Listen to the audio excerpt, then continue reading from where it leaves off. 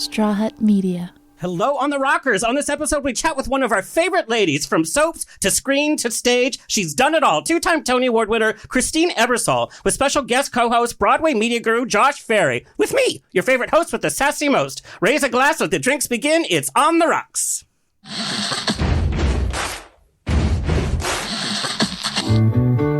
Thank you for being Boulevard. Life is a banquet, and most poor suckers are starving to death. I'd like to propose a toast. This is On the Rocks with Alexander, where I drink with your favorite celebrities as we talk about fashion, entertainment, pop culture, reality TV, and, well, that's about it. So pop a cork, lean back, and raise a glass to On the Rocks. Fasten your seatbelt. It's going to be a bumpy night. Lord have mercy, buns and bows and pantyhose. On the Rocks podcast, a place where we're too glam to give a damn. I am so excited for today's show because we've already been chatting and it's already a show in progress. We are coming to you live from UBN Go Studios. Follow us on Instagram and TikTok at On the Rocks On Air, and on Facebook, On the Rocks Radio Show. Send me an email. Book me for a pride, wedding, funeral, quinceañera, bris. I don't care. I'll show up. Info at ontherocksradioshow.com. Also send us your comments, guest requests, and everything else. Info at ontherocksradioshow.com. The show's presented by Straw Hut Media. You can watch and listen to our now over 330 episodes at ontherocksradioshow.com. Can I say the website one more time? I think so. You can watch us on Apple TV, Roku, Amazon Fire TV on the Outlet.tv app, Facebook Watch, streaming with Pride on SVTV, and on Channel 31 on the East Coast.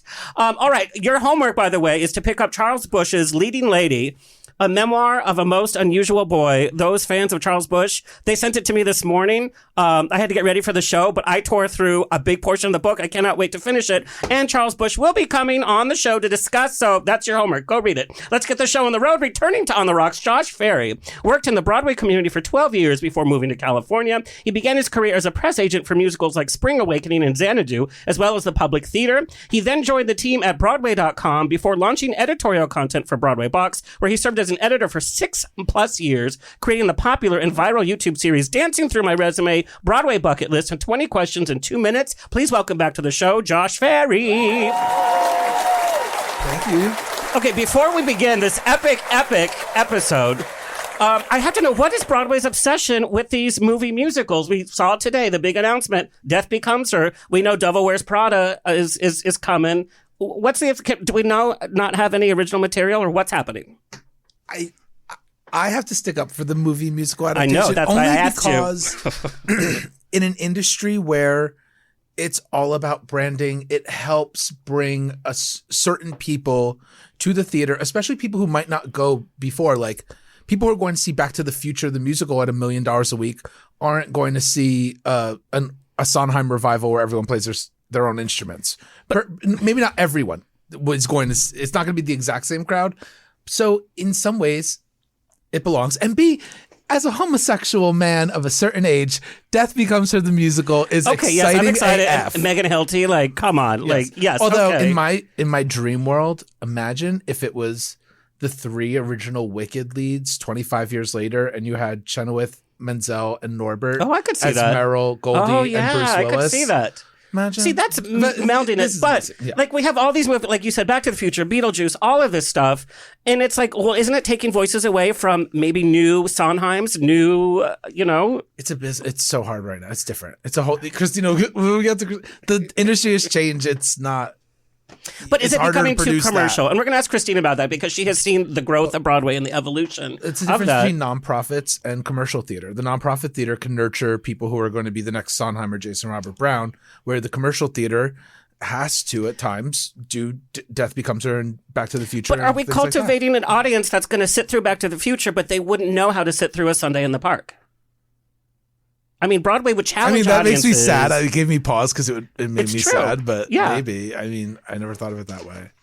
And again, like, investors are just pouring money into these big bombastic musicals. And it's like, are we missing these little jewels, No, because look at the Tony Award winners. Every year, the Tony Award winning show is the little jewel that critics and it usually closes a few months after they win the awards.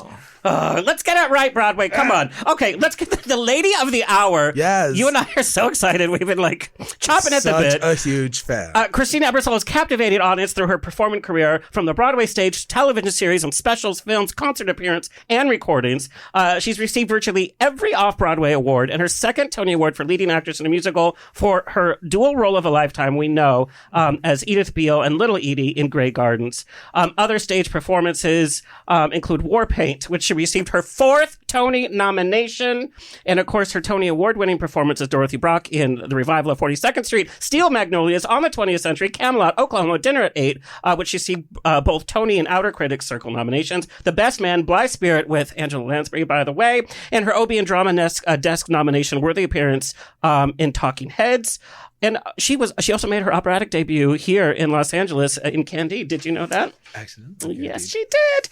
She's appeared in many feature films, and this hits all the genres. Whatever you're a fan of, she's done it. Wolf of Wall Street, Amadeus, Tootsie, Richie Rich, Black Sheep, Dead Again, folks, Ghost Dad, True Crime, My Girl 2, and The Big Wedding. An extensive list of TV credits as well. Bob Hart's Abishola, Steven Universe, by the way, which we love. 3 seasons of the TBS comedy Sullivan and Son, Royal Pains, Madam Secretary, Blue Blood, Search Party, as well as, little known fact, on a season of Saturday Night Live, which we're going to get to that nitty gritty because that was during that time. Mm-hmm. A lot to talk about. Spot in Will and Grace was iconic. Oh, hilarious! Iconic. Yeah, Patty was a little jealous of that. She was like, she did better than I did. No. Oh, there we go. That's the Amadeus look we were talking about. She's performed at every amazing venue all over the place in every kind of celebration that you can imagine. And her albums. Her latest one being After the Ball, which is a very personal album where it's her without the script, without other stuff, and it's a reflection on her life, and we're definitely going to talk about that. Also, you can catch her Southern California at Pasadena Pops with Michael Feinstein singing songs from Hollywood, and they've added Cheyenne Jackson, by the way. There's them having a little fun, and the after party at Michael Feinstein's house, which if you're invited, yes. But go see that Saturday, September 9th. Go to pasadena-symphony-pops.org. And again, I was talking about After the Ball. One of my favorite tracks from that, we're going to hear just a little listen, is Autumn Leaves. This whole album is about her starting a new chapter, reflecting on life, love, and family as the last of her 3 adopted children has flown the nest. We're going to talk about life after that. Just take a little listen to Autumn Leaves. Since you went away, the days grow long, and soon I'll hear a winter song, but I'll miss you most of all, my darlings.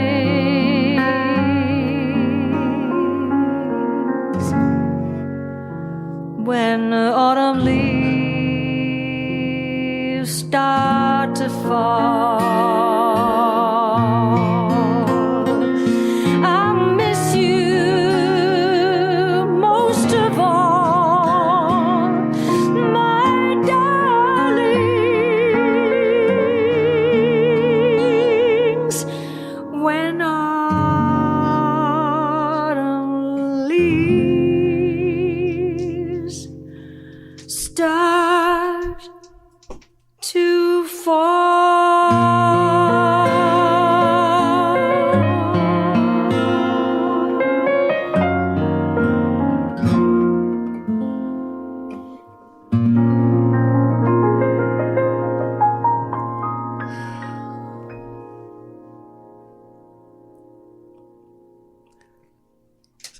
You just have to pause after that. You just have to pause. So beautiful, so heartwarming, sad, bittersweet, everything. Please welcome Christine Ebersole. Yay. We have so much to talk about, so we're just going to jump right in. But before we get into the extensive resume chat, I want to know, what was life growing up in Illinois? What kind of kid were you? Were you rambunctious? Were you quiet? Were you stubborn? I think I was always ready for game. Oh. Yeah. Yeah. And ready for mischief, but not in a bad way. Like in a fun way. Yeah, in a fun way. Yeah. Did you find the stage early? Were you the star of your high school and all of that? No. What happened was it was kind of in real life. Like, I remember one of my earliest memories was that I wanted to spend the day as a cripple. Character study very early. So dark. How old were you? I think I was 4 or 5. Oh my gosh. But my mother was so patient with me. I remember sitting in a chair in the kitchen and she would just kind of walk around me, and just do whatever she had to do, her chores. And I remember having to go to the bathroom, but I couldn't really because I was crippled. So I just crawled. Did you always stay method as you continued I to guess act? so, yeah, because when I was in 3rd grade and we had moved to a new house, was in 3rd grade, we were studying pioneers. And so I decided to be a pioneer. Like, we're having beans again for dinner. No, I slept on a sled. The Daniel Day-Lewis before very Daniel that. Day-Lewis was. It's so crazy. And then it was winter. I remember it was wintertime in Illinois, really cold. And my father had this really, really big shawl from, I don't know, when he was a kid or something. It was a wool shawl. And I remember like mailing a letter and wearing the shawl around my neck and going to the mailbox. And it was, freezing cold and stuff like that. Very dramatic early on. And then there was the running away from home. And that was when that was the day after my birthday when I was 9. And my mother wanted me to continue playing the piano. And so I knew that was just not a possible thing for me because, so I left a runaway note on her pillow that said, "Dear Mom, I'm leaving for another place. As I told you, I'm more for the world than piano." That was at 9, But what I did was I went into the attic and I got a life preserver out. This was, again, my birthday was in February, so this was really cold. I had on red corduroy pants, saddle shoes, a cardigan, like sweater set, and this yellow life vest. And I thought, I'm going to swim to Michigan. And I'm going to find a family that understands me. And there's no piano. It doesn't want you to play piano. I don't have to play the piano. So my house was on a corner. And I just remember like getting leaving the note on my mother's, on her bed. And then going out our house was on a corner. I walked out the front door and I see the snowflakes falling. You can see like there's the light street and the light lamp. Mm-hmm. And I'm wearing my saddle shoes, so I'm kind of slipping and sliding, And I thought, oh goodness, I have to walk a mile to get to Lake Michigan. And then I got to jump in the water. And then I got to swim. I don't know how many hundreds of miles to get to Michigan. So I just remember walking out the front door, around the corner, and in the back door. That's what I did. I got that far. I ran away to my laundry room. But my mother young. was so nice. She didn't say, well, you didn't get too far, did you? She was just kind of like, well, you're going to take piano lessons. You're going to still continue. So. And it's funny, not connecting with the piano when music is such a big part of your life. What was it about the piano that you just didn't like? It was the practicing. So many hours. Oh, yeah, the practicing. Yeah. Now, as an actress now, do you enjoy the rehearsal process or do you get me in front of an audience? Very much. Yeah, very much. And I think the older you get, the more you need the rehearsal, because I actually learned Camelot in 3 days. That's insane. You heard about this story, right? I haven't heard the story, but I know how young you were. Yeah. Richard Burton. It was the revival. Yeah, But and I replaced somebody, and they said when I auditioned for it, I was doing Oklahoma at the time, 80 Annie. and I had given my 4-week notice, but I had 1 week left on the notice, and I went and auditioned for this. Barry Moss came up to me, and I was in a nightclub seeing somebody perform, and they said, "What do you think about playing Guinevere opposite Richard Burton in Camelot?" I was like, "That sounds good to me," They will come into the office and get the mimeograph sides, So I did, and when I went to the audition, and after the whole thing was over, the producers came up to me and said, "Hey, kid, can you learn the part by Friday?" And I was like, "Sure," that. Now, how did you learn so quick? Did you listen to the Julie Andrews version? The good news was I knew all the songs because Camelot was a I just staple. grew up with that. Yeah, I grew up with it, just listening to it. So I knew all the songs. But, plus the girl who played the part was really short. So there were no costumes, nothing. They had to make the whole thing. And I flew to Canada on Monday. It was a sitz probe. On Tuesday, Wednesday, and Thursday, they did tech rehearsals. They're adjusting the lights and everything. And Friday morning, we were opening for like 3,000 people. Franz Ahlers, who was this very famous German conductor, who welcomed me, for the run through before the performance that night. It says, good morning, this is Christine Ebersole. She will be here playing you Guinevere. Good morning, Christine. And we'll start with the simple joys of maidenhood. And it's say Genevieve, say Genevieve. So they're saying That was fresh. Okay, all right, so let's begin again. I was like, one more time, we'll begin again. I said, I can't remember anything. They're about to send you back to Oklahoma. So that somebody just took me into a dark room and said, don't think about anything. Just clear your mind because you got a show tonight. But all that pressure being so young, fairly newish to New York, a few years studying and going right from studying to like, here we are with Richard Burton, by the way, in a well-known classic show. Yeah. Well, I think it was my naivete. Yeah. It really was. That was really what got me through it because I didn't have time to stand back and go, what are you doing? Yeah. It was just like, oh, okay. And it was just that I remember going backstage the very first time before I went on that Friday night, and I'm hearing Guinevere. I was like, oh, that's me. They're singing about me. And it was just this child wonder. Wow. That's what I was in it. I wasn't standing apart from it. I was just in it. And I think that's really what got me through, And what a huge production. I was in the ensemble for 6 months of that with the full orchestra. That overture is one of the best overtures. Oh, it's so beautiful. Oh, it's just stunning. But I want to know, you had just gotten off of playing Ado Annie, which we knew that character from the movie, from the original production. That LP was playing on everybody. So you played two Yours well-known was the first characters. revival, though, right? Which one? What? Oklahoma. Weren't you the first both one of after them. Celeste Both Holmes? of them. Yeah, both of them were the first. 1979 and 1980 was the first revival of Camelot.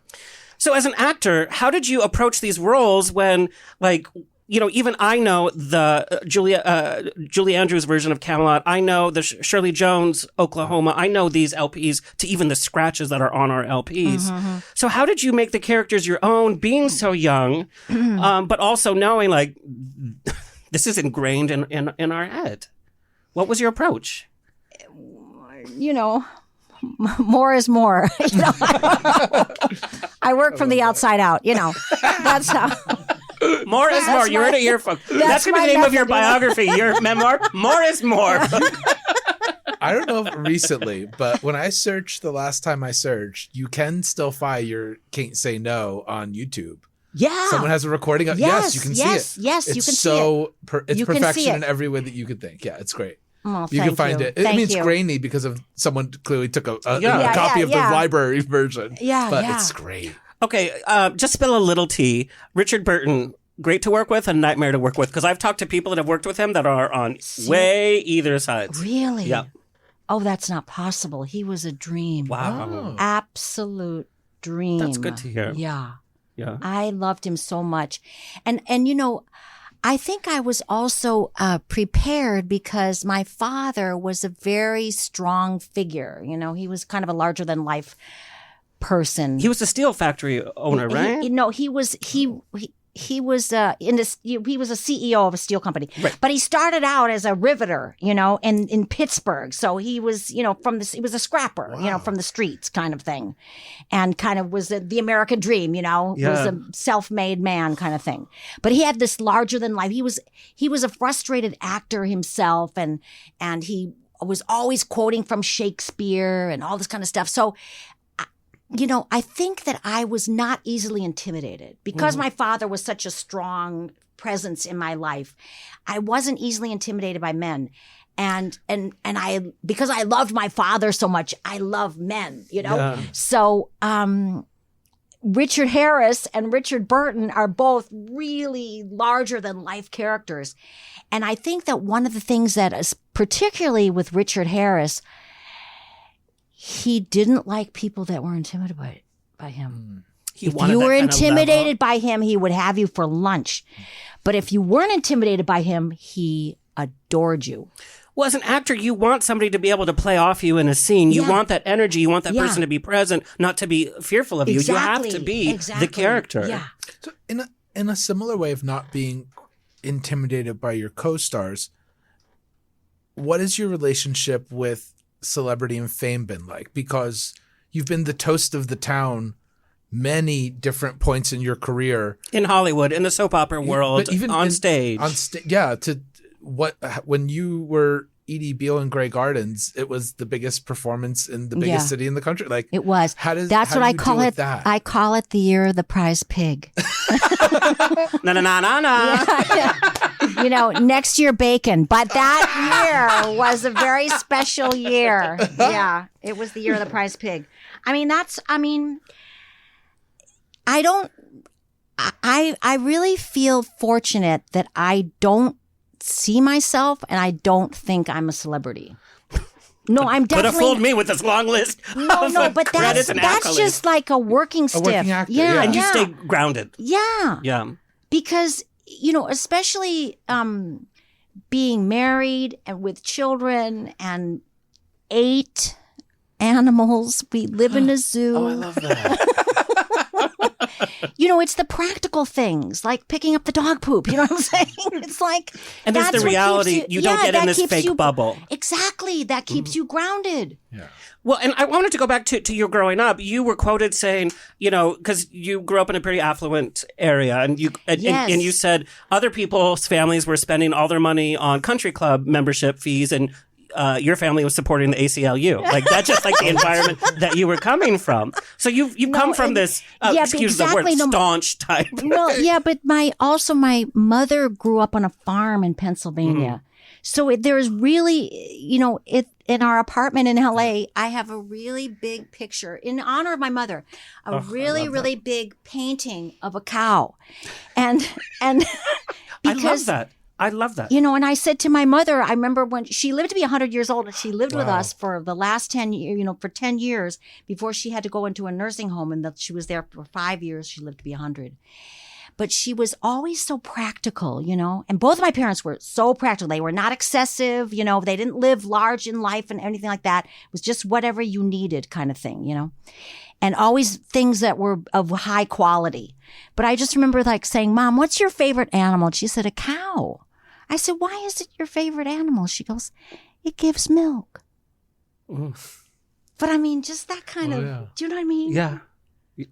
That's beautiful. Yeah. Okay, we need a musical based on your life stats. But your career actually started with Angel Street. What was it like working on your first Broadway show, hot from the Academy, Of waiting tables at the Lions Rock. That's what I want to know is those early years going from Illinois to New York. Yeah. Those early years where you're fresh faced, you're studying your craft, but you also have to pay your bills. Yeah. I want to know about those, and I want to know about some of your early auditions. Like, this is how we audition in New York as compared to studying school in. Well, the thing is with Angel Street was that I had gotten an agent from the American Academy, which was very unusual because Lucy Kroll, who was the agent, she was representing the playwright Frances Letton, who wrote this play called The Robesart Affair, which was about Queen Elizabeth I and the Keeper of the Horses. And so she saw my performance, which was like the test drive, to see if you would get into the second year. And she saw my performance and she wanted to represent me. So that was very unusual.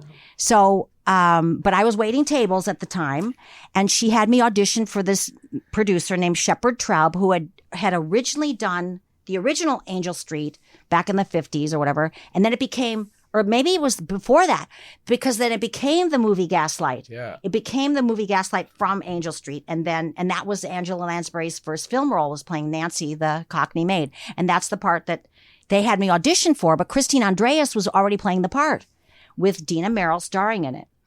And then, so I met the producer. That's it. I didn't audition. I just met him, blah, blah, blah. That's it, And then I went back to waiting tables because Christine Andreas was already playing the part.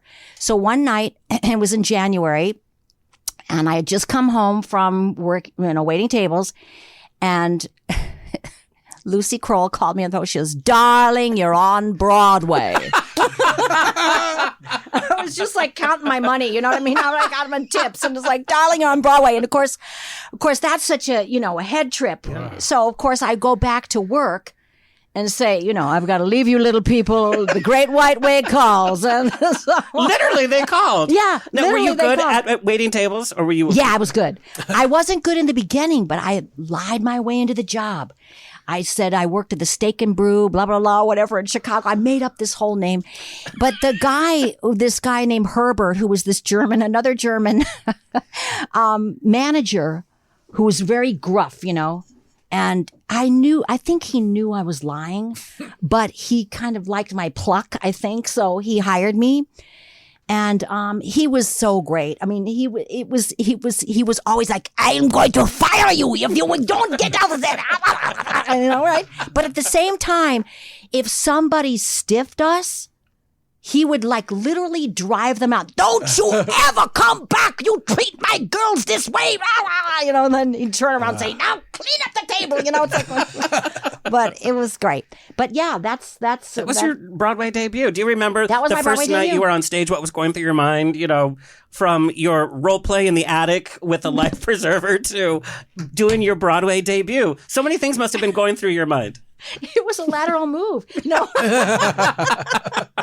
no, it just, I don't know. It was just, it all felt like natural, Well, and what about your early stories is that every role you play, no matter if it's on TV in so many different genres you've done, on film in so many different genres you've done, and on stage, every role you totally make your own. We've had this conversation that there's the idea of the Broadway diva, and you always know it's them playing the role. Yes, we know it's Christine Ebersole playing the role, but you encapsulate the character so well that we feel the story. We experience the story in such an actor way. And that's what I love is that you are able to really embody a character that you play. And I guess now we know it started from early on with this dramatics. How did you find yourself from the Toast of Broadway to the new girl on SNL?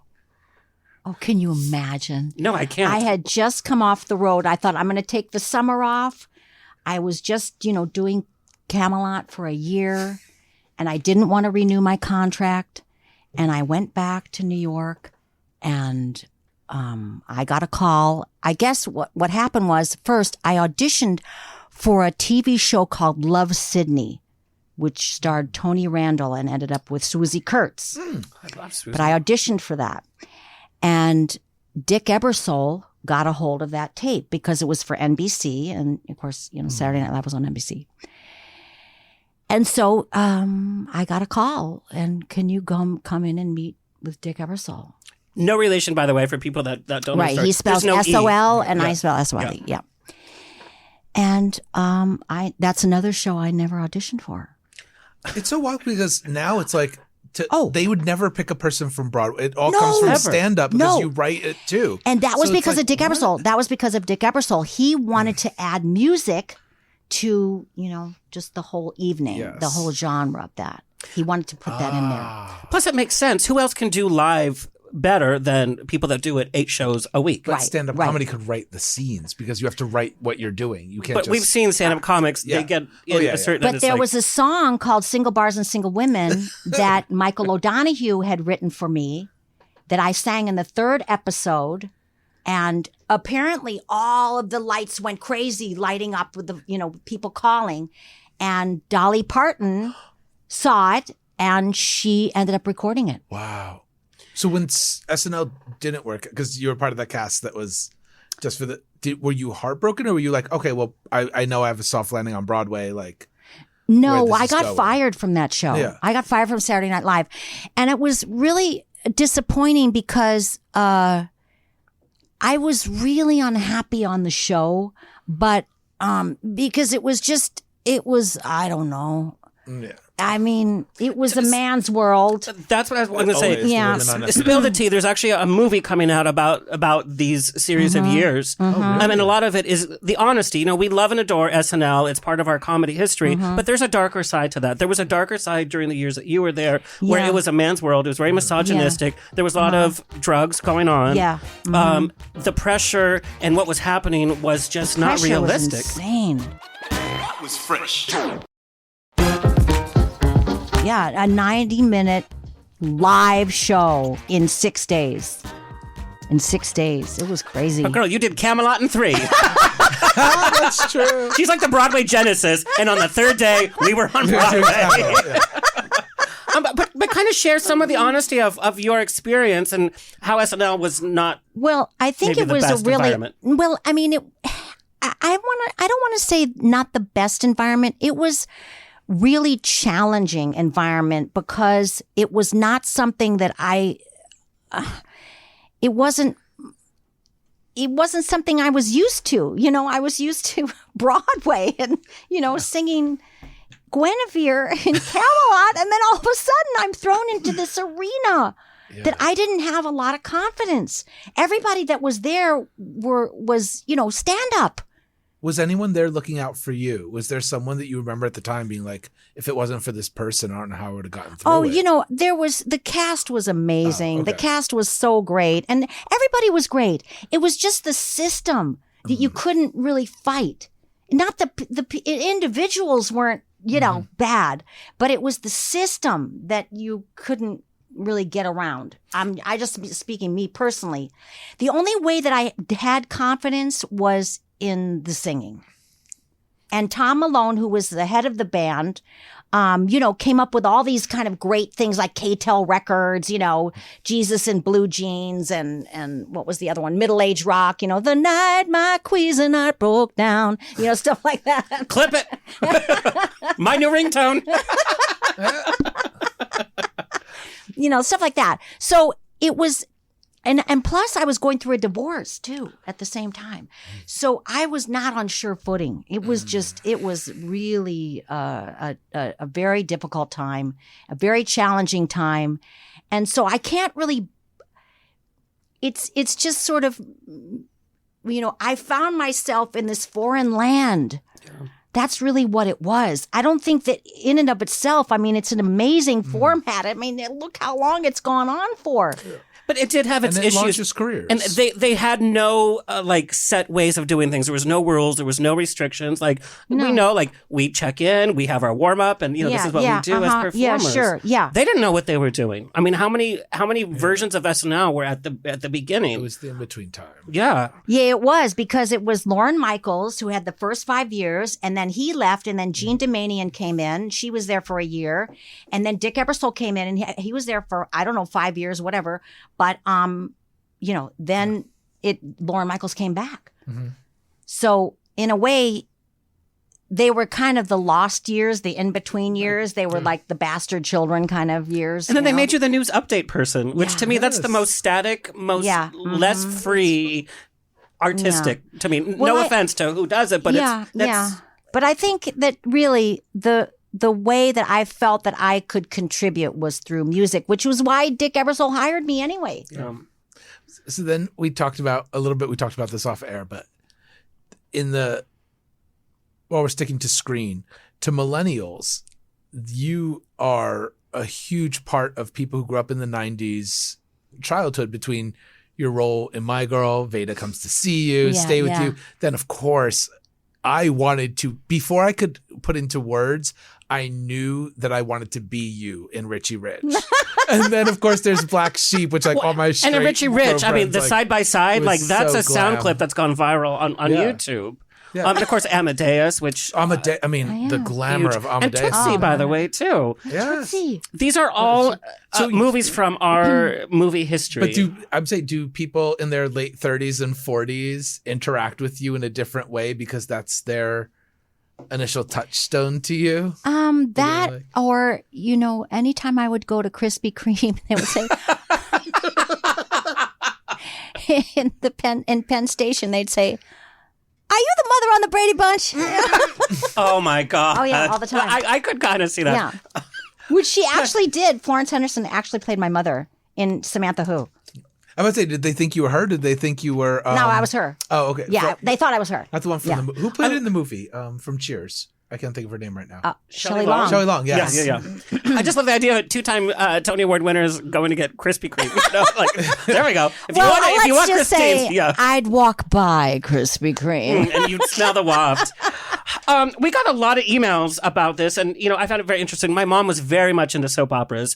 She was a single mom, and our time together was she would work 2 jobs and come home later at night, and every day was taped on the VCR the soap operas. So that was our bonding experience with soap operas. We know in the early years in New York, Ryan's Hope, One Life to Live, which you got an Emmy Award nomination, by the way. Like, soap opera could have been your career, and a lot of the actors have stayed with it throughout the years, where there's the safety, what to expect day by day, filming, shooting, what your hours are. There's a fandom there. But you didn't just stick with that.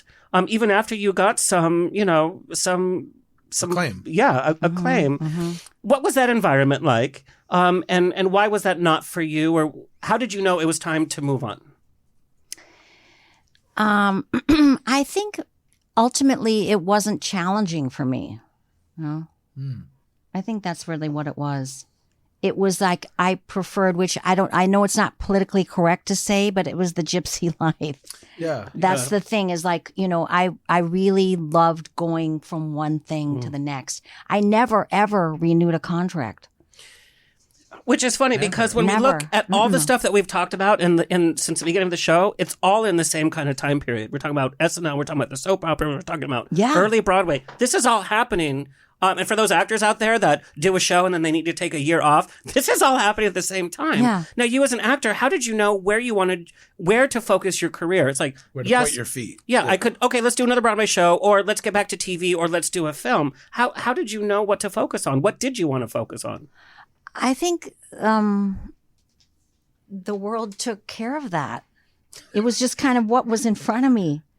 I actually had a question because we talked about this before. Your career, obviously between the TV, between the theater, all of it, you must have had a lot of opportunity come your way.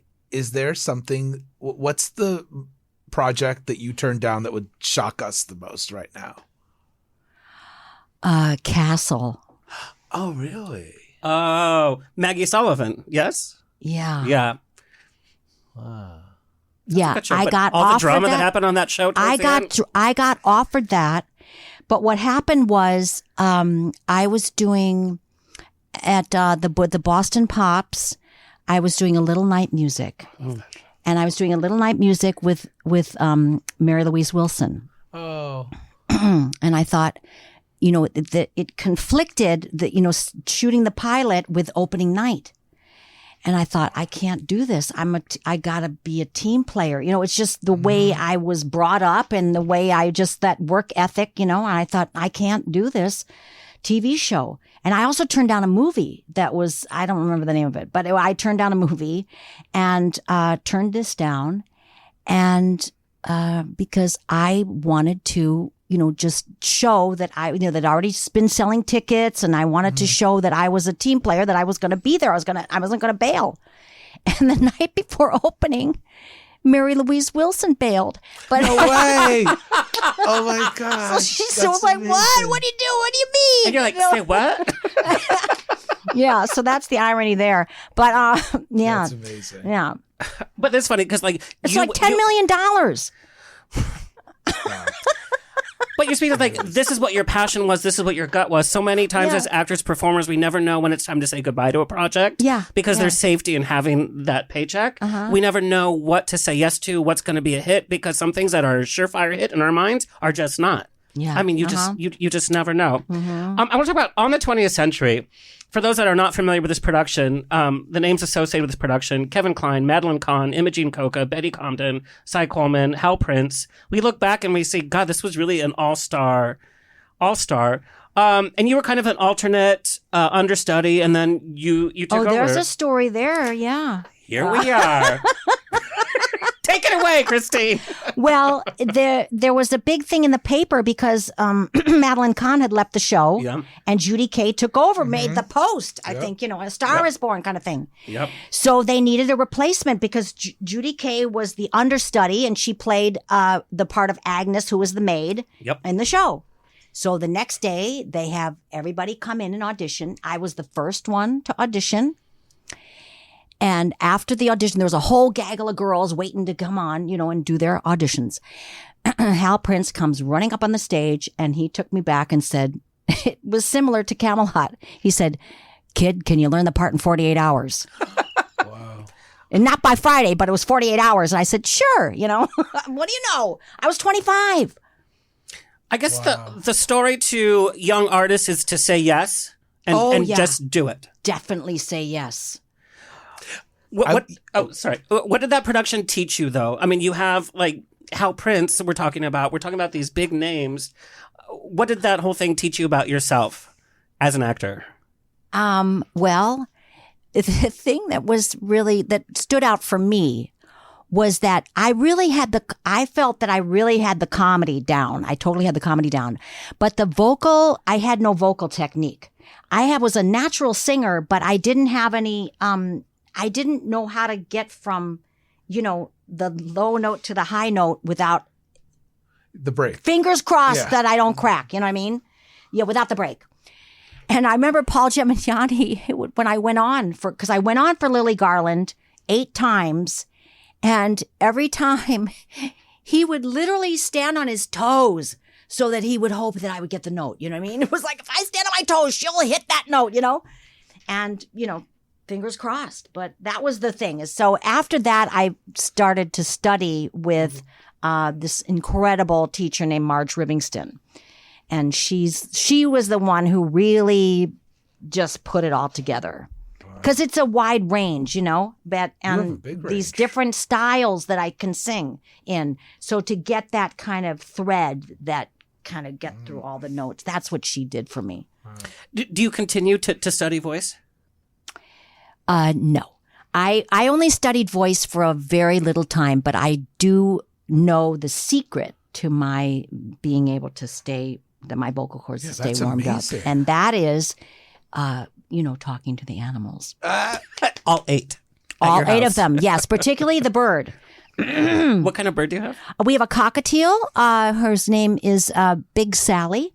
It used to be Sally, but then I found out it was a boy, so it changed to Big Sally. Yeah, It's a drag queen. It's like how Big Julie and Guys and Dolls could go either way. yeah. Did you? I want to talk a little bit about a project that is very close to me and Alexander's heart, which is our quintessential gypsy, the made-for-TV 1993, film Bette with Midler. And you played Tessitura. You gotta and it's the have best a gimmick. Tessitura that's ever been. Oh, what you're was so that nice. experience Thank you. like? It was amazing. And gimmick was like Linda Hart and the original Yes, Jenny Anydots, yes. and it's Was it the just as best. fun as we imagined it was? Oh, it was Oh, good. absolutely just as fun. And Bob Mackie made my wedding dress, Wow. so we knew Bob Mackie. He only dresses for the best. Yeah. Yeah. That's amazing. Yeah, and there was like an amazing story that happened because Bill, my husband, Bill Maloney, He's so handsome, by the way. isn't he? Yeah. Wink, wink. If she's ever on tour. I know how to take care of a bird called Big Sally. But Bill's parents were in burlesque. How fabulous. Yeah, Bill's parents were in burlesque, and they were in a theater called the Follies, which was in downtown Los Angeles. And we were shooting. You got to have a gimmick in this old theater that was like it was like a legit theater downtown in Los Angeles that had become like a movie theater for Spanish movies. But you could still see like the old light board and everything was there. And so Bob Mackie's there. And I'm there, with hardly any clothes on. Looking ready to do fabulous, by the way. Bill is there as well. And Bill said, the 3 of us are talking together in between takes. And he says, my parents used to perform down here in this theater called the Follies. It's now a parking lot, but a theater called the Follies. And Bob Mackie goes, I used to skip school and go to the Follies. Oh my God. I used to go to the Follies. Who were your parents? He says, Johnny Maloney, the Prince of Personality. That was his father. Bring on the beautiful girls. He was like the Irish tenor that brought on the beautiful girls. And his mother was Ginger O'Dare, also known as Ginger Snaps, and she had a rain dance. But he was like, I knew them. Wow. No, it was like these worlds colliding. Christine, it was the craziest. Your whole life has been predestined. Let's just agree. It's been pre-planned, like all of this. That was fresh. Also, hearing Follies. How did you never do Sally or Phyllis? How did that not? I auditioned. No. I auditioned. For the roundabout one? The Blythe No, Danner the one that was on Broadway. No, that was on Broadway. Yeah. Oh, yeah, that's right. You're right. The roundabout. Not the Bernadette Yeah. Peters, Jen Maxwell one. The one before. No, the one before that. Yeah. I auditioned for Wow. it, and what did I get? I got 42nd Street instead. Oh, well, Well, it worked then out for we you. know. Well, Yeah, it then worked did out it? for me. We know how that did. Mm-hmm. You've talked about your career shift in Hollywood. We were talking about the movies of the 80s and 90s, and you've talked about this, but I want to address it on this show when the kind of roles that you were being offered to audition for kind of shifted, and you're like, well, let's pack up our bags, let's move back to the East Coast. How did that play with your mind? Like, how did that play with your psyche? And do you think ageism in Hollywood has gotten better since then? Well, there's that in-between time, I think, that's where it's, in your 40s when things start to... Well, my agent just didn't make any outgoing phone calls. That was it. That's how you get a new agent. That's what happened there, And that's what I said, what's happening? How come I'm not doing it? When he said, well, you're 45, So anyway, I got rid of that agent. But, yeah. But then when you get past that, then I guess it opens up again because the playing field narrows because everyone's kind of quit the business, And then the people who don't quit have the opportunity, like you do now on Bob Hart's ever show. Yes, Yeah. and it's a whole different. It's a whole different ballgame. thing. Yep, exactly. You've seen this evolution. We kind of talked about it in the pre-question. This evolution from your first Broadway show to Warpaint. What do you think about the evolution of Broadway? Are we getting too commercial? Okay, so here I was hearing about that Yeah. since Yes. we were Yeah. talking about that before the show. Somebody had said something really interesting just recently. They said, Broadway is becoming sort of like those flagship stores. Like, those big flagship stores where they don't necessarily make money at those flagship stores, but they show you what the product is. That's So, a great. so this is so what's happening now is it's really about touring the country. Yeah. And you're not going to get those little, again, what you were saying about the little gems of, the little seeds of originality that aren't, taking something from a movie or these big blockbuster things. Those will, I think, always be there, but they have to be in an environment where that can nurture and grow, not like a big warehouse, they don't grow.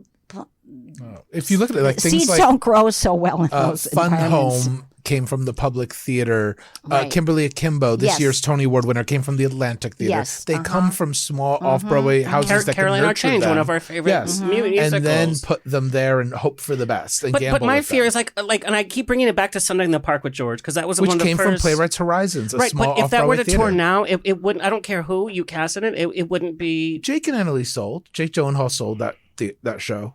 No, if you were to tour it, I mean. So we're talking Well, about touring taking to tours.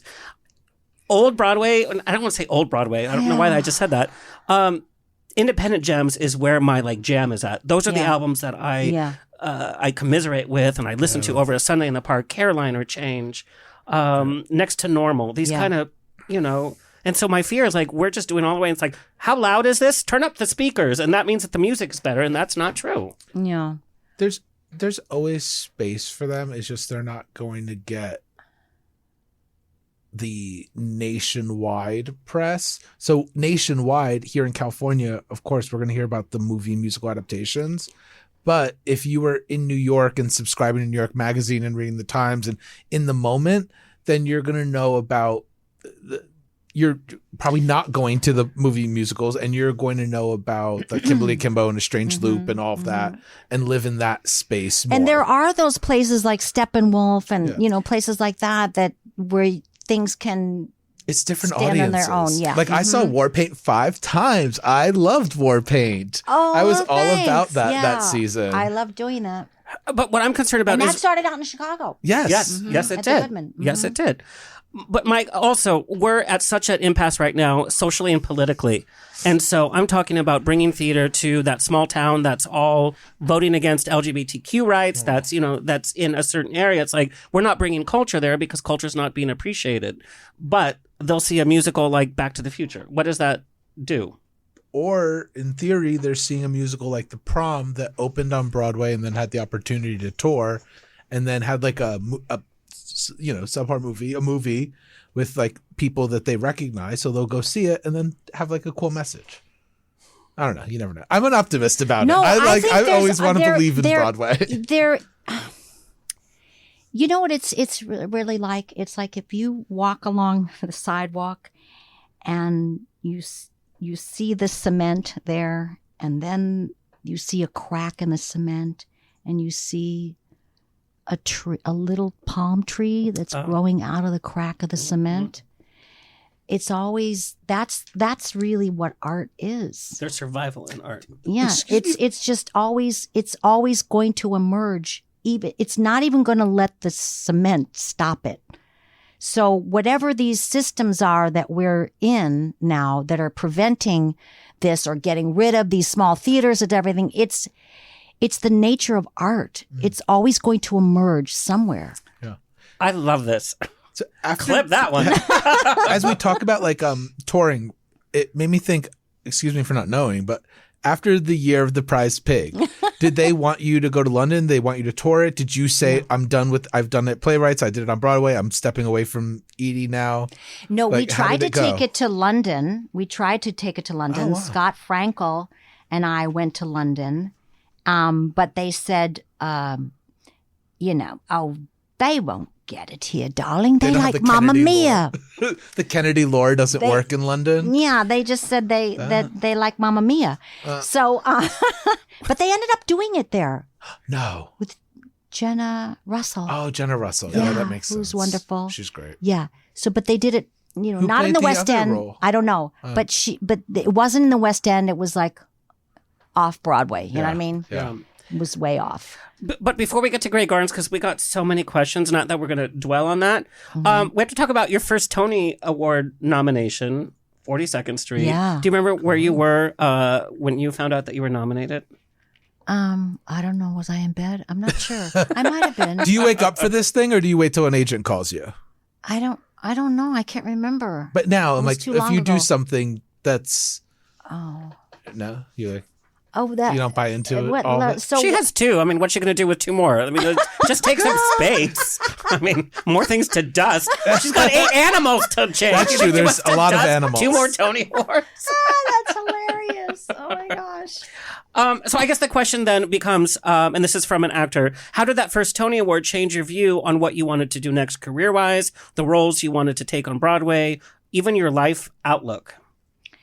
Well, I think the what it does is it gives you more visibility, and then it gives you somehow more credibility. Because if they say, Tony Award winner, it's like, she knows what she's doing, which isn't necessarily the case. But Again, we're talking about that little kid in the attic. She knew what she was doing. She was playing a role. She was committed for a little journey. She came back.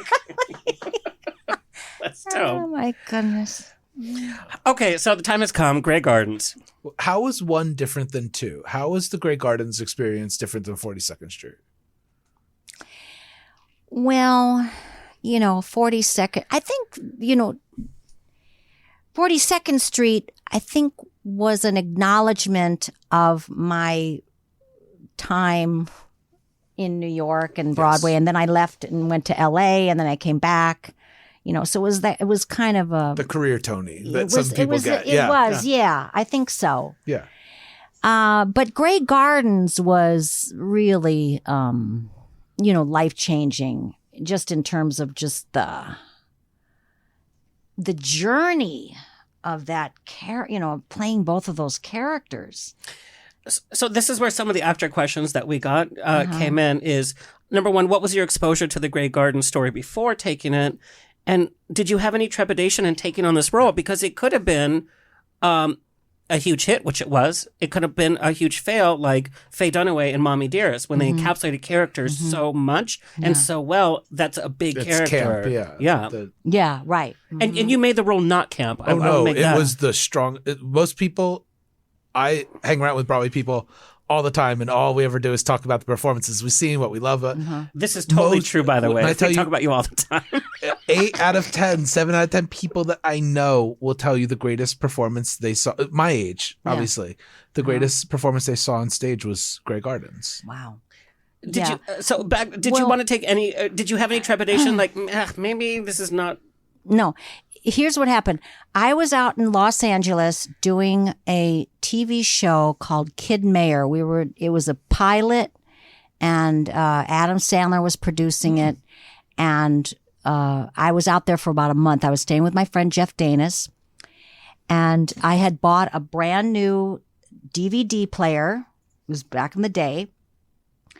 And he said to me, have you ever seen, I was going to go to, Blockbuster or whatever and get a bunch of videos because there's a lot of downtime, when you're doing television. So he said, have you ever seen the movie Grey Gardens? And I said, I've heard of that. But no, I've never seen it. He goes, oh, rent that. You'll like that. So I got a bunch of other videos and I rented Grey Gardens. And I brought it back to his house where I was staying. And he kind of makes a joke of like, I became so obsessed with watching Grey Gardens. I never saw any of the other videos. I became so completely obsessed watching this morning, noon, and night. It was like he felt like he was like serving my dinner in a tray underneath the door. You know what I mean? Because I wouldn't come out.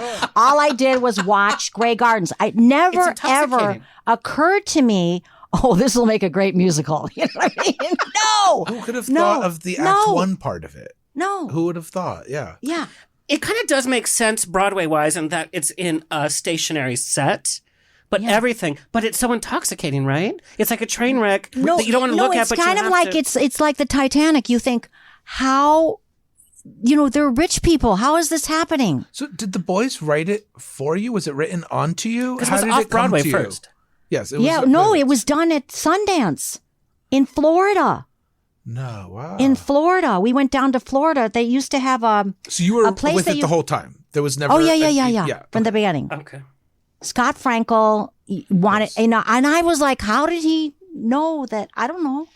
But there was no act 2 when we went down there. How did you know how to say yes to this? This sounds pretty scary and because, like a gamble. No, it was almost like God was preparing me because the year and a half before I was in Los Angeles watching this thing, and then all of a sudden I get this call. Do you want to do a thing about Grey Gardens? I was like, I know this. Wow. I know it.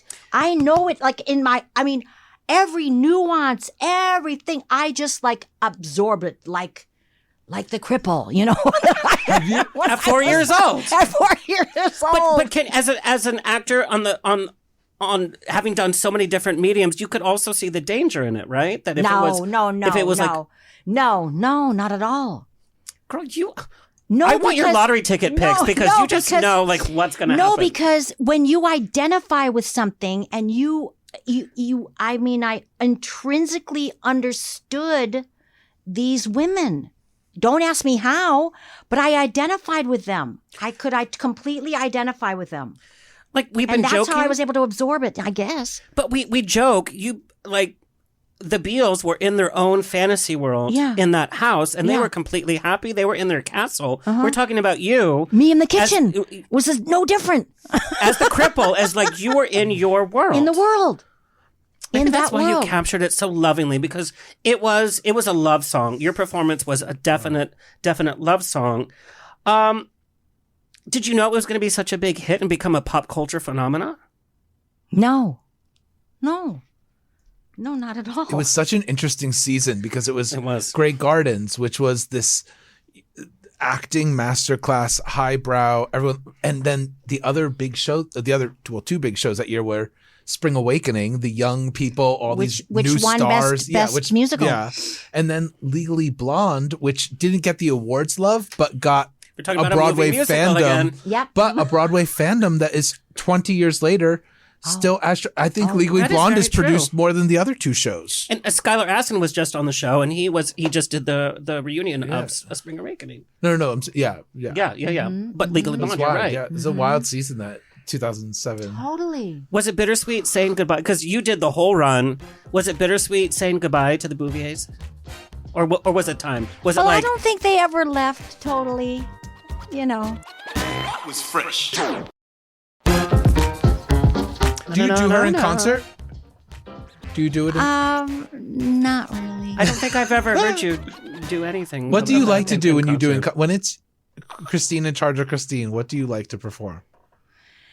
Well, it depends. The last show that I did was in 2016 was After the Ball. And it was just that I wrote 7 shows, and that was the last show that I wrote, and it's all comes out of, you know, just things that are happening in my life that I want to share. We talked about After the Ball is very personal. Yeah. And when we listened to Autumn Leaves, the reason I played that snippet is because I love the instrumentation behind it, because it's, you know, we love your other albums. They're very big, and it's you know, Jazzy. this is so intimate and so loving. And then we hear all the nuances of your voice. And we see the story that you're telling, and you're one of the best storytellers on stage, on screen, on TV. Thank you. And it comes from like, you're ready to share your personal life. I know, you know, you've been through a lot. Your first divorce was very, you know, soap opera world, and here's what was going on. 3 adopted children, which that comes with, you know, a lot of public attention as well. And then you're sharing, well, my kids have left the house, enjoying my life with my handsome husband. Yes. Quite 35 years Bill and I celebrated. Wow, congratulations. Yeah. That's incredible. That really is, that's 100 That's a years in lot. Hollywood, Yeah, isn't hello. it? It is. It's 1,000 years in gay years, by the way. You're basically Adam and Eve to gays. Yeah. But After the Ball, putting this together, what was your inspiration to be like, you know what, I need to put this out? And what was it like recording this when it was just your feelings? It wasn't stuck to a theme. You weren't trying to impress your Broadway fans. There was no Grey Gardens. There was nothing. It was you. Yeah. It was kind of an identity crisis that I was going through. So that's what it was. The inspiration behind that was, it's like, you know, so much of my life was in having a career that I had, and being a mother to 3 children. I missed out on a lot. And so then when they left and they were all in, you know, college and far away, it was like, who am I? Like, what is my purpose? Like, what is, you know, because, you know, show business is, it's not the same as being a parent. It just isn't. It's not as, you know, you don't hug your Tonys at night. You know what I mean? It doesn't mean anything.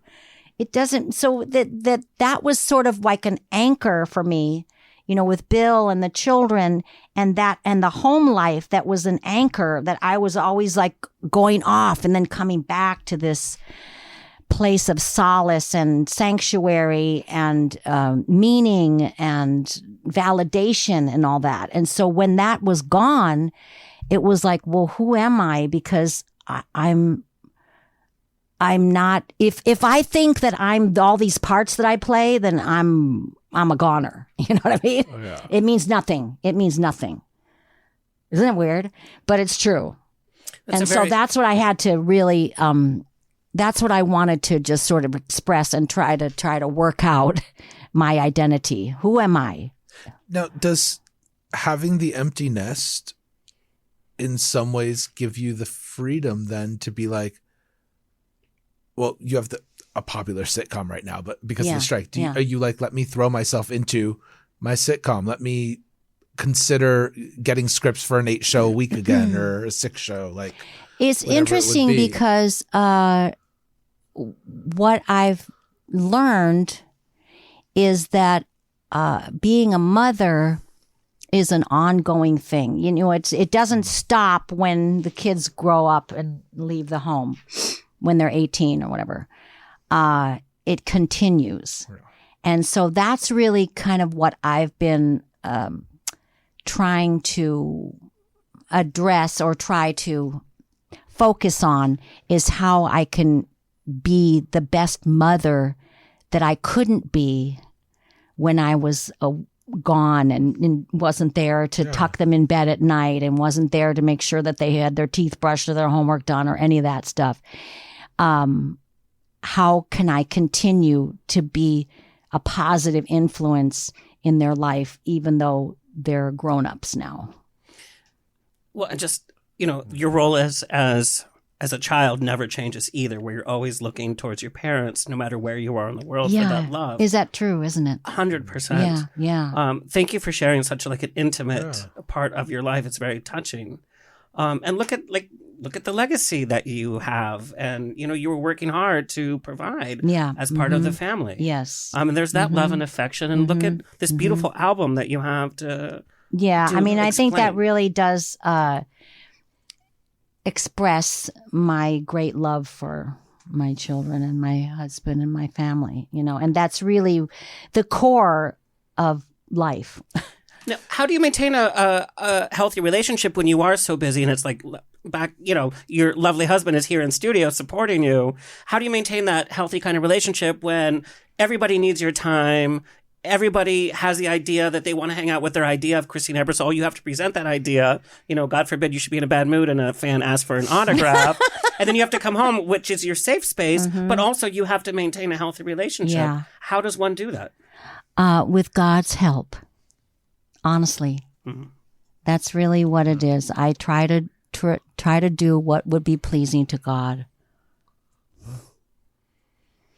God wanted you to do this podcast. Okay. I mean, I say that all the time. Thank you, you know, for being patient with me, you know, with Bill, or to say, you know, that God is teaching me patience because I know that God is so patient with me. So, you know, I'm trying to be patient with others. You know, it doesn't always work, but but I try to keep it in mind, you know, things like that. So I had 2 more Broadway questions. One being, Warpaint was obviously this amazing vehicle for you and We got a bunch of emails about you that. And Patty LuPone. It was like who I love. Respect. And it was like the Baby Jane for Broadway fans. It was like, what? Christine and Patty together? People literally in an original thought musical where they're wearing these incredible costumes. Like, it was everything. When the announcement first came out, everyone said, this is fake. There's no way that these 2 women are on stage at the same time. What is this rehearsal going to be? What do they have to serve at, like, you know? So tell all of us who are dying for it, what was either a little like juicy piece or a really funny piece of that experience for you? And playing Elizabeth Arden, by the way, was such an icon. I listen to Pink all the time. That's the number. Amazing, amazing song. Yeah. It was the same team, you know? Yeah, it was your Grey Gardens. You felt it was the same team. Yeah. And Patty just, you know, she just always upped your game, you know? There was always this feeling of like, I gotta be my best because I'm with Patty. Yeah, I mean, in shows like Grey Gardens and Warpaint, where it's not a 2-hander, but in several instances it somewhat is. Do you have to change your style to be a little bit with the other person? With Mary Louise Wilson, with Patty LuPone, or do you just do Christine and hope the parallel trains? Well, no, it's just that you feel I mean, like with Mary Louise Wilson, oh my gosh, she was amazing. Just the strength of her character and her the support of the mutual understanding of who these women are. It just made the ride like super easy. Same with Patty, you know. I don't know what the rehearsal process for Warpaint was, because we know rehearsal room is full of, and everybody's like, look at these two divas on stage, you know. How were you able to shut that out and still build a character, still build that chemistry with Patty on stage and having this kind of expectation, this pressure, like, okay, you know, it's like the Avengers on stage, you know. But how do you make that intimate and real and not so... But I think that's an outside perception. I don't think that's what the process is on the inside. It's because you're so grounded. Again, we go back to that attic. Because you were grounded in your character. There was no audience applauding. You were just like, I'm devoted to this character. It also goes back to a little bit what Sarah Jessica Parker says about the way, in her experience, Sex and the City is treated, where people are like, what's happening backstage? Are you guys getting along?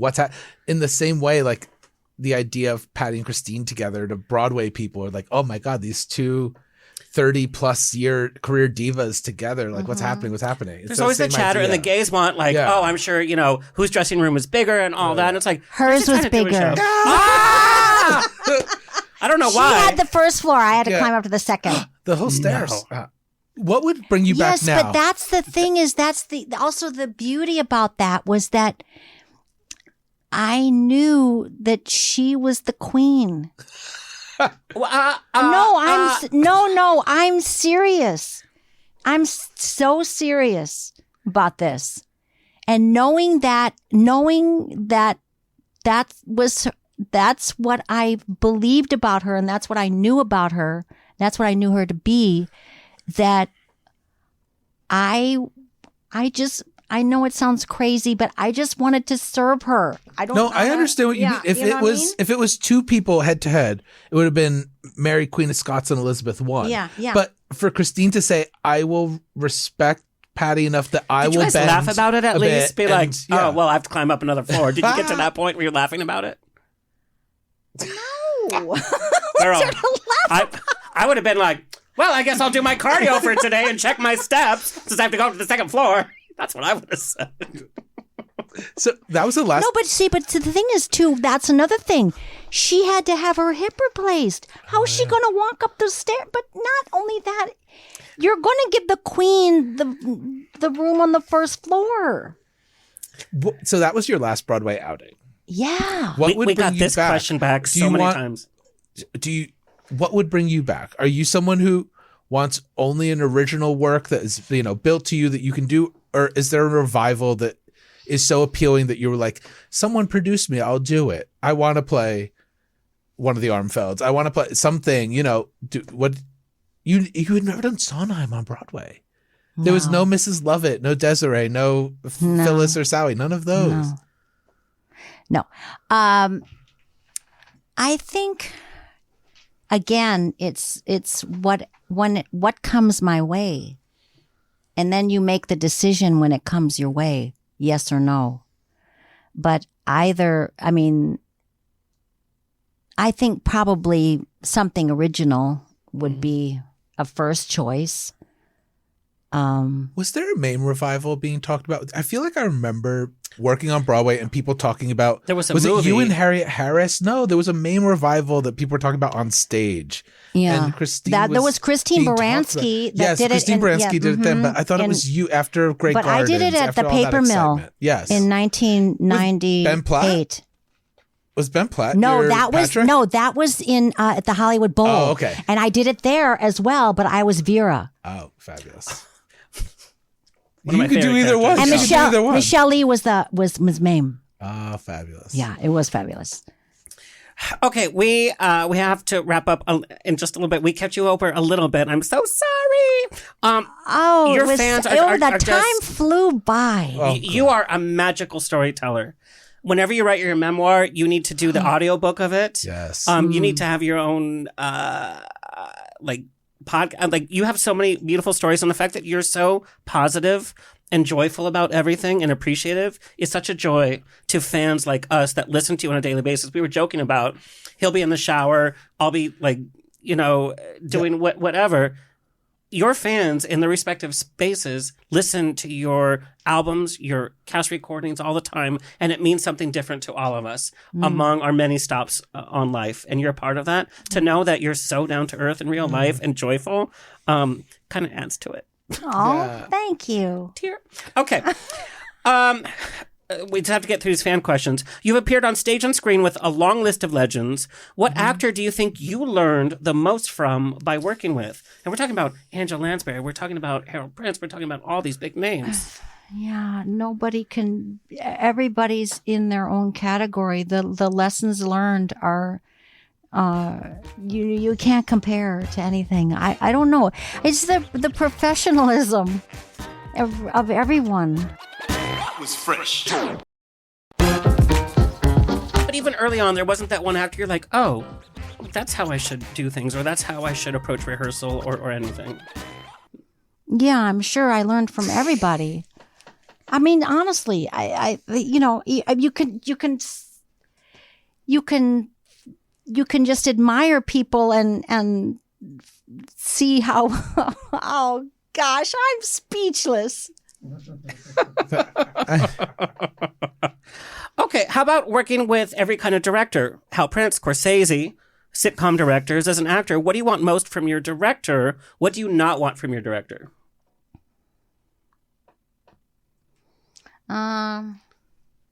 They say that 90% of directing is casting. So the really good directors, I think, are the ones that allow you to whatever you bring to the table to enhance that. And there's a handful, Jerry Gutierrez was one of my favorites. He directed Dinner at 8. Mm-hmm. And also Geniuses, which was another play I did at Playwrights Horizons. But there's so many. Milos Forman, come on. Marty Scorsese. I know. I mean, you put these Sidney Pollack, come on. When you put this list together, doesn't it seem yeah. crazy? You've done this in your time. In 50 years. Yeah. 50 years. What have you done that you haven't? Do you want to do another big costume drama like Amadeus where you're like Maggie Smith and hair and gowns? Or do you want to be in the Avengers? Do you want to do a Marvel movie where you're Annette Bening teaching the young person how to fight? What do you want to do with your career now? I don't really have any aspirations. I don't. Again, it's really what comes my way. If I stay open, but I've also just stay open to life. Mm. That it's amazing what God's providence. What He brings to you. It's a bounty of plenty. Who are the Broadway actresses, the divas that you go gaga over?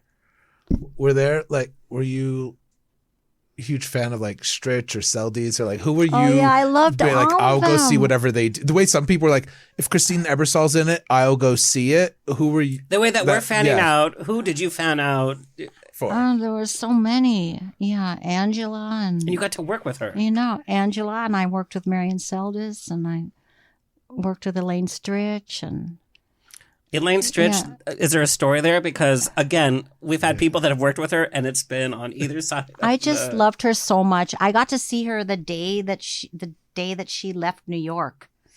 Wow. At the Carlisle. Wow. And I brought her a rosary because, she grew up Catholic. Mm-hmm.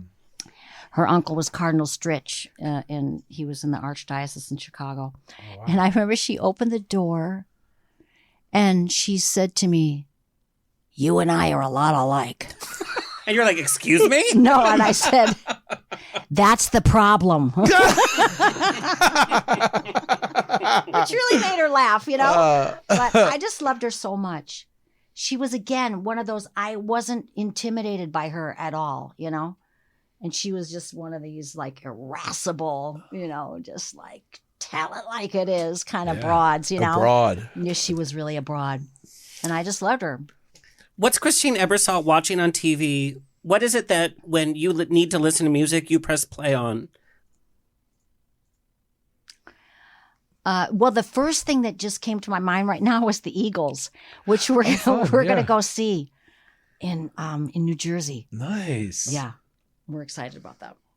We never did something like that. So when they're playing with Steely Dan, so It's gonna be a sexy that would night. be That's exciting. date night. Oh, Yeah, He would have gave me the wink. Cause like we're putting Big Sally. We're putting a drape over Big Sally.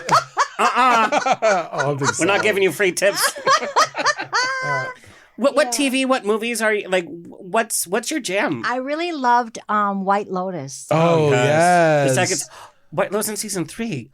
Yeah. I'd love. Imagine. Well, come on. Are you kidding? I would do it in a second. Okay, Where well, is we're it gonna have to be? call them for Is it them to gonna- call you. Yeah, it's yeah, in- right. okay. Is it- The season 3 is in It's in Thailand. India. Oh, in Thailand. And it's so the first one was about You need to be on class. season 3. The second one's about sex. The third one's about religion, and like it's all about like finding your higher being. Apparently, Did you hear that? I'm gonna send a few emails from Rob like, Wow. But, when's the strike going to be over? Who knows? Yeah. Gee. what is your message to a new actor in the field? I think the most important part about acting is commitment. If you don't have commitment, you don't have anything. Yeah. If you're not pretending to be that paralyzed little girl Yeah. during dinner. If you're doing that half-ass, it's not going to work. Wow. And to say yes. You've told us so many times in the yeah. show, saying yes got you to the next level. Got you to the next level. Just say yes. Is that how you choose role? Are you looking at a script being like, can I commit to this 100%? Or is this not? And, is this and part also, not in do me? I relate to it? You did Yeah. American Horror Story. Oh, I love. Oh, yes. It's like, that is the so- Queen of Coven. Oh, Oh, I my had to get the God. garlic out on that one. That was great. But for that experience, you must have been a whole different mind shift. We're talking about Guinevere from like, Getting American Horror sliced by Story. Jessica Yeah. Lange. Yeah. I mean, yeah, that was crazy. I got to work with her. I mean, I got to meet her too. And she played Grey Gardens in the TV movie. yes, Oh my that's right. gosh. That's And right. she told me that Circle. she couldn't see me in it. No.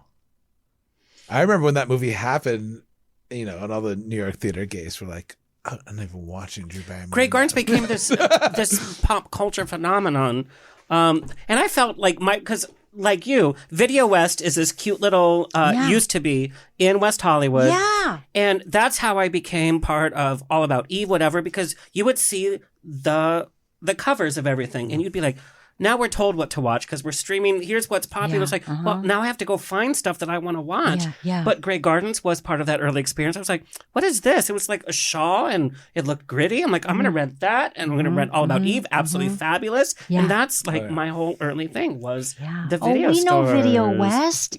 Well, Faye Dunaway, your bill is still $868, by the way. That's a true story. Yeah. Christine, tell us something the fans are going to be really excited that you're singing with Michael Feinstein and Cheyenne. At Pasadena Pops, Yeah, what are we September doing? 9th. Pasadena Pops. I'm going to be singing 42nd Street. Oh, yes. And I'm going to be singing the Atchison, Topeka, and the Santa Fe. Yeah. Yeah. And then I'm going to be singing The Folks Who Live on the Hill. Where's that from? Michael Feinstein would be able to tell you. Should I text him right now? Yeah. Michael. He's at his mansion like, yeah.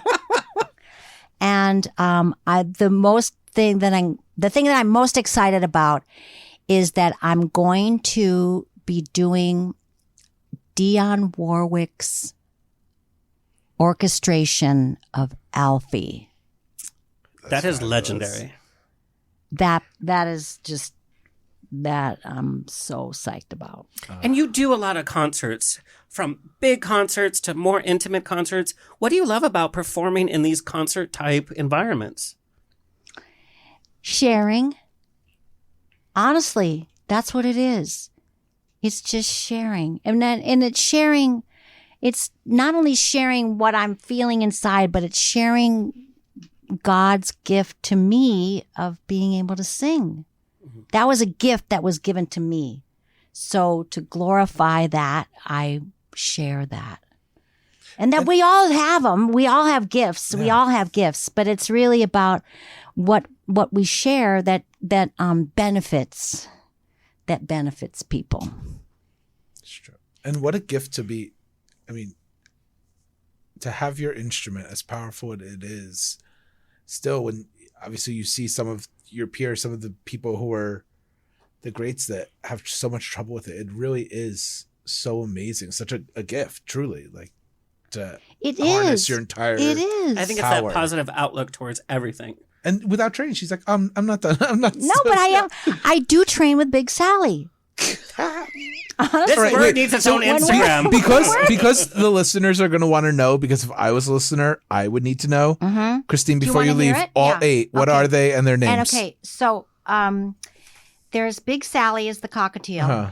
Then there's we have 2 dachshunds, Cute. Millie and Frankfurter, and From Rocky Horror? oh, I didn't realize that Oh, was no. from Rocky. Oh, that's what we're like. Oh, No, yeah. we just named them that. And then there's Lola, the puggle. Oh. And then we have 4 cats. Whiskers, that we found when I was doing Grey Gardens, found him under the deck of a house. He was 2 days old. And he did have a sister, Jackie Kittity, the Aristocat, but she disappeared. So we don't have her anymore. And then there's Sylvester. And then there's Maud, who's from Hollywood. And then there's Mom. And then yeah, there's Maud. she's from Hollywood. Did I name everybody? Oh, and Guy, and little Guy. Oh. Yeah. So the cats outnumber all the other animals. The 4 dogs, 3 cats, and a cockatiel. We've talked most about Big Sally. That's Yeah. so cute. Mhm. Yeah. But do you want to hear? Let me say what I say to Big Sally. Yes. You know, to just give you an idea of how I keep warmed up. That's good, right? Does she react? And she's like, oh, you got to have a gimmick. No. She's got a cigarette. She's like, what? What, Christine? No, if I'm far away from Big Sally, I get to do FaceTime with her, with him. Yeah. I do FaceTime. We talk That's cute. and we sing. Oh yeah, and I have actually a recording of Big Sally singing counterpoint to Sophie Tucker's "My Yiddish Mama." Do you want me to send it to you? Yeah. Put Yeah. it on your Instagram. Why is your Instagram so, like, we need more. We need these animals. We need you. We need you on Instagram more. Let me know when Big Sally learns 2 peas in a pod. I want to see it. Or side by side for Mitchie Rich, and the fans will really shit themselves. Christine, you have shared so much. You are an interviewer's dream. You are Thank a you. fan's dream. You're a gay man's dream. You're a straight man's dream, obviously. I cannot thank you for sharing so much with us tonight. Thank you so It's much been for a joy. having me. Thank It's you. been Oh, are you so kidding? nice. I kept texting her PR. I'm like, is she really going to be here? Is she really going to be here? I'm sweating. Did you see the first 5 minutes of this? I was like, psh. I was like, turn on the air. I'm with. Thank you. Thank you so much. Thank you for having me. Go see Christine with Cheyenne Jackson and our friend Michael Feinstein, the Pasadena Pops, on September 9th. Where else do you want fans to find and follow you? Instagram, you're going to have to wait like 2 years. Well, yeah, I'm not really good about that. But I'll work on it. Okay. Just do a post with Big Sally. Okay. Yeah. Okay. All right. We'll share it on the show. Josh, do you have any last question for our amazing guest? I feel like I've asked it all. I can't imagine what else. Oh, well, we have plenty more. Oh, well. So, I don't want. Well, I know we're late on time. no, too. I know. Yeah. Thank you, Christine. We'll It's been do such a another pleasure. segment. Yes. Part 2. We'll bring Michael Feinstein in. Yeah. We'll get the booze going. Then we'll really start talking. Have you heard? You've heard his Paul Lynde impression, right? Oh, it's hilarious. Oh, amazing. Josh, where can people find and follow you? You can follow me at right there, Josh Ferri. Also, if you like drag and want to follow Broadway drag, it's normally high, and that's it. Thanks. I do a Grey Gardens number with Christine Ebersole's music. Yes. Don't sue him. Okay. That has been an amazing, amazing episode. Thank you so much. It's always a grab bag of fun here every week. You never know who's going to show up. Big thank you to our engineer for today. Dakota Wonder is making his debut on the Rocks. Pretty good. I have a few notes.